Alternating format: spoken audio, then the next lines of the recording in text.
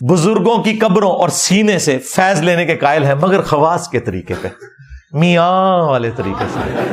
ہاں خواص کا طریقہ یہی ہے۔ ہاں وہ لوگ کہتے تھے کہ سینوں سے فیض کیسے ہوتا ہے، کوئی ٹیکے سے نچوڑا جاتا ہے؟ میں نے کہا بالکل بتا کے گیا، ارواح ثلاثہ میں تھانوی ٹین ایجر بچہ، اگر اس نے خود منظر دیکھا ہے، اس ٹائم ان کی عمر 16 سال ہوگی جب کا یہ واقعہ ہے، ایک داڑھی والا دوسرے داڑھی والے کو لٹا رہا ہے اپنے ساتھ، کہتے ہیں یہ کیسے ہو سکتا ہے؟ اور مفتی صاحب دیکھیں، کہتے ہیں ان کے لیے بچے تھوڑے تھے جو داڑھی والے لٹانے تھے، انہوں نے مفتی صاحب سے انہوں نے مشورے دے رہے تھے اپنے بڑیانوں بھی۔ دیکھیں داڑھی والوں کو لٹانے سے چھوٹے بچوں کے لٹانے کی نفی لازم نہیں آتی مفتی صاحب، اور داڑھی والا تو ہم نے ویڈیو بھی دیکھ لی ہے، مفتی عبدالعزیز والی، دوسرا بھی داڑھی والا تھا۔ کہتے ہیں انجینئر صاحب نا ہمارے بزرگوں کے اوپر الزام لگاتے ہیں۔ الزام نہیں لگایا، آپ خود مان رہے ہو کہ لکھا ہوا ہے۔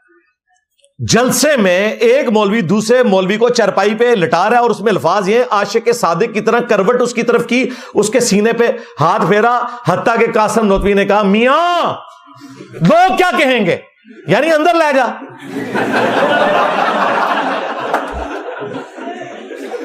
ہاں یہی مطلب ہے۔ دوسرا اگر مطلب ہوتا ہے نا بھائی تو وہ کہتے کہ شرم کر رہا ہے، یہاں نہیں آندھی مولوی داڑھی رکھ کے کیا کام کرنا ہے۔ یہ تو انہوں نے نہیں کہا، انہوں نے کہا لوگ کیا کہیں گے۔ اگر سی سی ٹی وی کیمرہ ہوتا نا تو یہ ویڈیو بھی آپ کو دکھا دیتے۔ اس نے کہا کہنے دے لوگوں کو جو کہتے ہیں، جو بند دماغ بند۔ پھر تذکرۃ الرشید میں وہی رشید احمد گنگوئی جو ہے وہ کہتا ہے میں نے خواب میں دیکھا ہے کہ قاسم میاں دلہن کی شکل میں آئے ہیں، اور جس طرح مرد و عورت کو ایک دوسرے سے فائدہ پہنچتا ہے وہی جو آپ سمجھ رہے ہیں وہ ہوا۔ اور وہ کہتے ہیں جی اس سے ہمیں یہ پتا چلا کہ جی رشید احمد گنگوئی صاحب نے قاسم نوتوی کے شاگردوں کی بعد میں تربیت کرنی تھی ان کی وفات کے بعد۔ اے وچوں کڈیا جے انہوں نے پوری دیہڑی جو سوچتے رہتے جو خواب ہی نظر آتا جے، اور اس تو بڑی گل لکھ دیندے رہے۔ اور مفتی صاحب کہتے ہیں یہ تو فرینکنس ہے کہ فوش مذاق بھی کر لیا کرتے تھے۔ میں ایک بات کہتا ہوں، اگر یہ دونوں معاذ اللہ ہم جس پرستی کر رہے ہوتے، دونوں بڑی عمر کے لوگ، بڑی بڑی داڑیاں، تو کیا لڑکوں کی کمی تھی اس زمانے میں؟ تو کیا لڑکوں کی کمی تھی اس زمانے میں؟ تو کیا لڑکوں کی کمی تھی اس زمانے میں؟ ہم جس طرح پرستی کرنے والا کیا اتنی بڑی بڑی داڑیوں والے آدمی کو تلاش کرتا ہے اس کام کے لیے؟ اب لکھنے والے کی غلطی ہے کہ یار اگر کوئی آپس میں اتنا بے تکلف ہے، اس طرح کا مذاق کر بھی رہا ہے تو اس کو کتاب کی زینت بنانا بنتا نہیں ہے۔ وہ بیوقوف نے اس کو کتاب کی زینت بنا دیا ہے، وہ بیوقوف نے اس کو کتاب کی زینت بنا دیا ہے، وہ بیوقوف نے اس کو کتاب کی زینت بنا دیا ہے۔ تو انجینئر اگر یہ اعتراض کرتا نا کہ ان کے مریدوں میں عقل نہیں تھی، ایک نجی واقعہ محفل کا مذاق کا واقعہ کتاب میں لکھ دیا، تو ہم اس کو سپورٹ کرتے کہ واقعی صحیح کہہ رہا ہے یار، ایک بے تکلفی کا واقعہ تھا، کتاب میں لکھنے کی کیا ضرورت تھی؟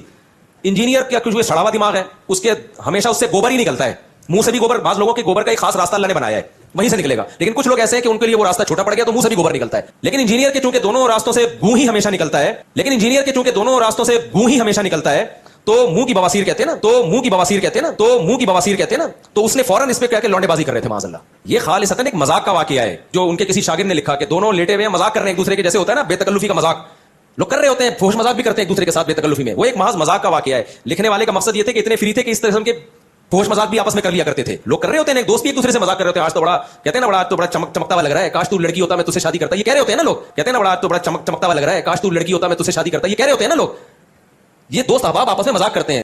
اور مجھے وہ کہتے ہیں انجینئر کے منہ سے ہمیشہ تعفن نکلتا ہے، اس کو منہ کی بواسیر ہے۔ جو کرتوت کر رہے ہیں ان کی فرینکنس ہے، اور جو کرتوت ہائی لائٹ کر رہا ہے اسے بواسیر ہے۔ بواسیر تو ان کو ہی ہوئی ہے، ان کے ماننے والوں کی دماغ کی بواسیر ہے کہ ان چیزوں کا دفاع کر رہے ہیں۔ اب تو خیر وہ کہہ رہے ہیں ایسا نہیں کرنا چاہیے تھا، یا کر دیا تھا تو لکھنا نہیں چاہیے تھا۔ لکھنے والا کون؟ تھانوی صاحب۔ کرنے والے کون؟ مدرسہ دیوبند کے جو بانی ہے قاسم نانوتوی صاحب، وہ مفعول تھے۔ فاعل کون؟ رشید احمد گنگوئی۔ اب میں نے تو نہیں ان کو کہا۔ تو یہ سینے سے فیض اس طریقے سے، اور وہ آج تک چل رہا ہے یہ فیض، اور یہ ان سے پہلے سے چل رہا ہے۔ حافظ ابن کثیر نے میری ویڈیوز نہیں دیکھی تھی، مجھ سے 700 سال پہلے گزرے ہیں۔ ابن کثیر نے تاریخ ابن کثیر البدایہ والنہایہ میں لکھا ہے کوئی جج، کوئی حکومتی عہدیدار، کوئی مفتی، کوئی فقیہ اس کام سے بچا ہوا نہیں ہے سوائے اس کے کہ جسے اللہ بچا لے، اور ان کا سفر میں اپنے بچوں کو علماء کی پہنچ سے دور رکھیں۔ یہ لکھا ہوا ہے انہوں نے کہ مولوی یہ کچھ کرتے ہیں، اور یہ آئے دن اس رمضان میں بھی کئی چیزیں رپورٹ ہوئی ہیں۔ اب تو یہ مجھے ارشاد بھائی کہہ رہا تھا میں کہ یار میں کتنی دفعہ اس کو ٹاپک بناؤں, مجھے خود شرم آتی ہے یار بار بار بات کرتے ہوئے. روزانہ کوئی نہ کوئی مسئلہ سامنے آ جاتا ہے, اور یہ جناب سینوں سے فیض